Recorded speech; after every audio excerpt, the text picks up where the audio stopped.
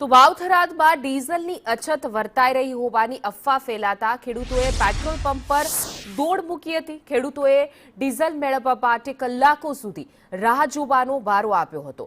જો કે તેમને થોડો ડીઝલનો જથ્થો તો મળ્યો, પરંતુ અફવા ફેલાતા પેટ્રોલ પંપ પર કેરબાની લાઈન લાગી ગઈ હતી। પરેશાન ખેડૂતોએ આખરે હૈયાવરા ઠાલવી હતી।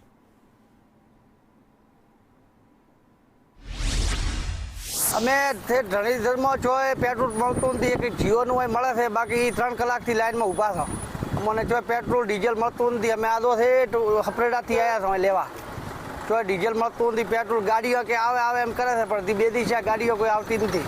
નેડાથી આવ્યા છો એમ કહો કે ધરણીધર તાલુકાના સોતર નેડાથી આવ્યા હતા અને અહીં હાલ 4.5 કલાકથી હું છું છે।